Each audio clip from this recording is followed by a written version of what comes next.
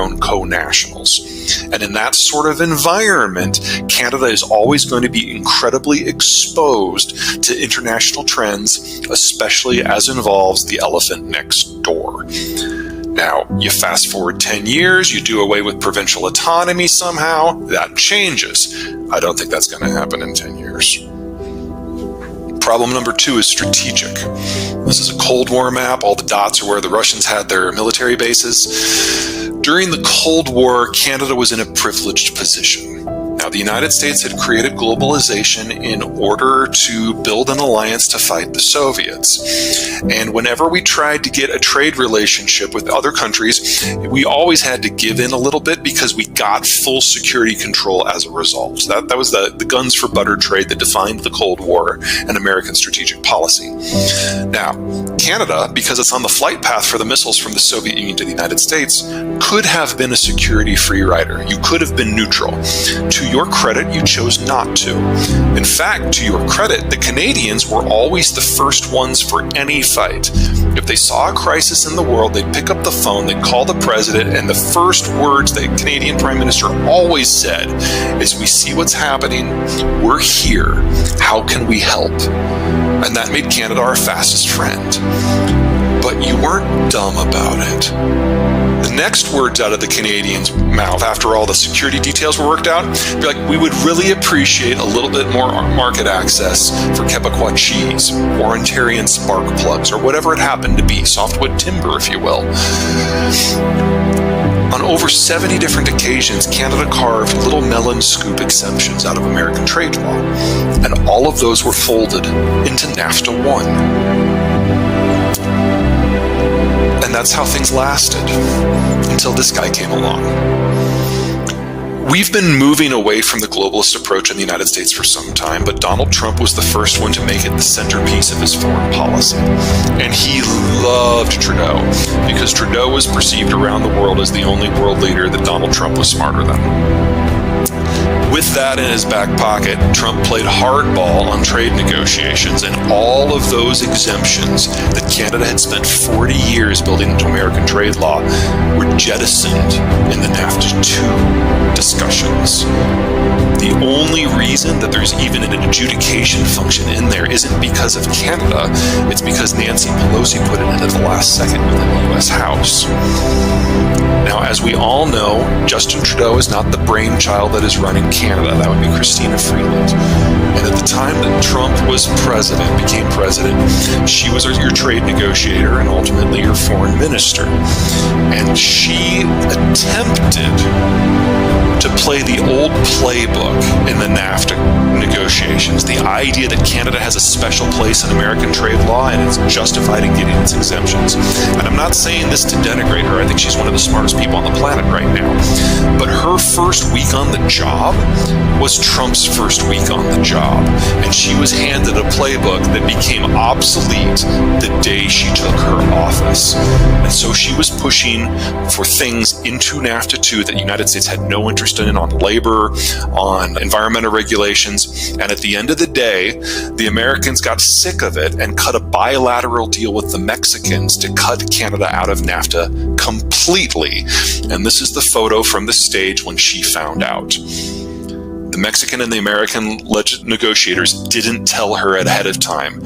And after this meeting, she was simply told, the United States is going to proceed with this in 8 days with the Mexicans. You have 8 days to accept the original terms. If you don't, fine, you're on your own.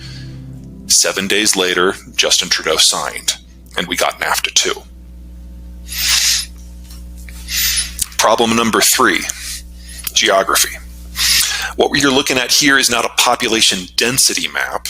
It is a spatial expansion map. So cities that are in green or blue are not very physically constrained. They can expand in almost all directions. That keeps development costs low. Cities that are in red and orange have difficulty. Maybe they have an ocean or a mountain or a national park or some sort of protected wetlands or something. They can't physically expand very easily. And so their internal land costs tend to be very high. That makes for expensive housing. We've got 3 trends that are going on in Anglo-America right now, same on both sides of the border. Number 1, because of COVID, not a lot of people want to be reliant on public transport.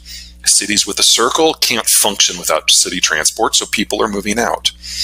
Number two, the baby boomers on both sides of the border want to move somewhere warm. They don't want to shovel snow in February. They're moving south, or in the case of Canada, west. And then third, the millennials are coming of age. They're raising families, and they want to be in a place where they can have a backyard. They have to move to a place where land costs are lower.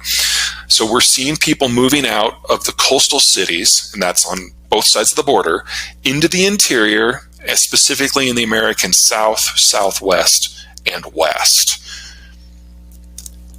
You guys don't have a lot of room. I know that Canada is a freaking huge country, but if you start preferencing away from Vancouver and Montreal and Toronto, there aren't a lot of other options. And so you're seeing significant distortions across your entire labor structure. Fourth, demographics. Here's your provincial demographics as of a couple of years ago. You'll notice a couple things about Ontario, Quebec, and BC. You guys have, for the most part, stopped having kids a while ago. You are rapidly aging. Not into obsolescence, we're not there yet. But in this decade, that big bulge of people in their 50s will have moved into their 60s. And then the economic case for the three biggest Canadian provinces is very, very difficult, because you're going to have to tax your young people in order to support your retirees. And if the taxes get too high and the services get too low for the young people, they will relocate. Alberta to this point has been a bit of an exception because of the oil boom. It has drawn people in from the other provinces, especially people in their 20s and 30s who are still going to have kids. And that makes Alberta your youngest demographic structure in the entire country. But the housing stock that you have in the rest of the country is not necessarily appropriate for the way your demographic structure is evolving, except, again, possibly in Alberta. And that mismatch in an environment of capital shortages, in an environment when we need to double the size of the industrial plant, means that there's a contest for every single dollar that is available for investment. Do you put it into industrial plant? Do you put it into infrastructure? Do you put it into training? Do you put it into housing? You're going to have to choose. So what is it about Alberta that makes its housing stock set up the best for demographics and for immigration? Sure. The tar sands boom really got going about 15 years ago. And in the first year, the Albertans were attracting people from all over Canada with a heavy emphasis, of course, on the Maritimes, because the economic dislocations there have been pretty rough. But most of the people who were coming were in their 20s. And that meant they were mostly men. And within a couple of years, it became apparent that Calgary really needed to recruit a wider array of people in order so that these people were not doing what happens in the United States and just living in man camps. And so the decision was made early on to put a lot of effort into building larger apartments and single-family homes, so that these young men who were coming in could actually have a reason to bring someone with them, maybe bring kids with them. And then the expansion of the economy within Calgary itself attracted a lot of women from all parts of Canada in order to do the non-oil jobs. And all of a sudden, you've got people from BC and people from Nova Scotia falling in love in Calgary and buying a single-family home. And it's the one place in Canada where most of the housing construction was not catering to foreigners. So it wasn't just condos. It was actually people who wanted yards. And that made for a very, very different property market in Alberta compared to everywhere else. To this point, Canada has always had a trump card: immigration. As long as you are bringing in people in their 20s and their 30s and their early 40s, people have already finished their primary and secondary education somewhere else, so you don't have to pay for it. But then they come in and they work for 30 or 40 years before they retire. You have been able to function on a bit of a treadmill. The people who come in, as long as they're young enough, have enough time to pay into the system to then pay for their own retirement. But if they don't come in until they're in their 40s, they will never pay in enough to justify the budgetary expense that it takes. Until recently, this is just barely held up. But what has happened under COVID is the input pipeline has stopped. In addition, the nature of immigration that you've attracted in the last years has been dramatically different from what's come before. It's no longer people who are coming to work and live forever. It's people who come and drop some money, maybe establish residency, but don't actually work and then move on. And they use their financial assets to buy physical assets in Canada, primarily real estate, that they then do not live in.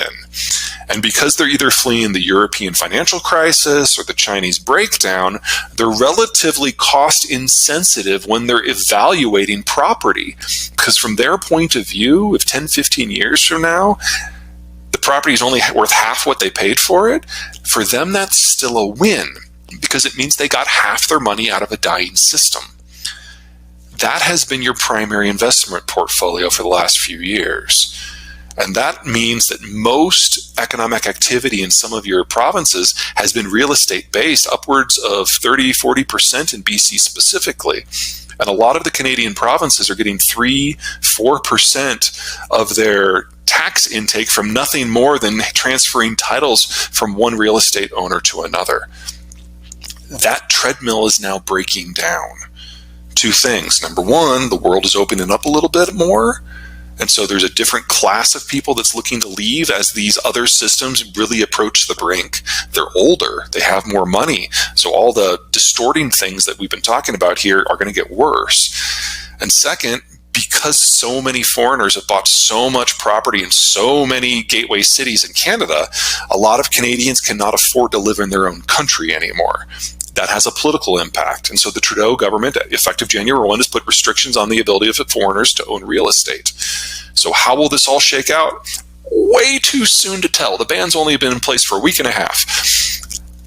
And it's going to change the nature of who's coming to Canada. And we're already feeling that pressure south of the border as some of it diverts. As a rule, all else being equal, most foreigners would rather be in Canada than the United States. It's considered more politically friendly. Or it was until January 1. And now the economic issue really, really, really matters. Deal with the last factor, the fifth one. What we're looking at here is American data again. The gray and the yellow is the same as that first slide. So that's net worth by decade. And that's everyone, that's average.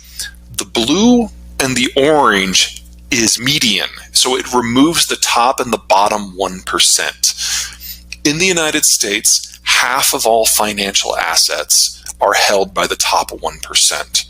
And that means that in the United States, yes, we have a massive inequality issue. We're not going to solve that on a podcast. But it also means that when you retire, if you're in the top 1%, you don't have to liquidate your entire portfolio. You probably only liquidate a third or a half of it. And that leaves a significant amount of capital engaged. The challenge that Canada is going to face is it has a more traditional wealth distribution, so domestic capital is dropping significantly and will stay low for a very long time. That means imported capital is what's going to be driving it. The United States is going to be the source for most of that simply because of this disparity within our own economic equality on the south side of the border. And then third, you're going to have a lot of desperate, hungry, scared money from the wider world looking for a way to land in Canada in an environment of a real estate block. A lot of moving pieces that are going to require both the provinces and Ottawa to come up with different policies. What Trudeau has done on the first, it makes sense to me. Whether or not it's going to work, I do not know. But I know it's kind of only the opening gambit for the changes in policy that we should expect to see over the next several years. And if you play it wrong, the treadmill that keeps Canada functioning stops. And that, among other things, might mean that Canada is not able to participate in the reindustrialization of North America. Because if Canada can't draw those people in, it no longer has the workforce that is necessary to do the reindustrialization in the first place. So there's a lot of things that get tangled up here that Canada is going to have to assign values to and then muddle its way forward as we enter the most dynamic period in North American history since the War of 1812.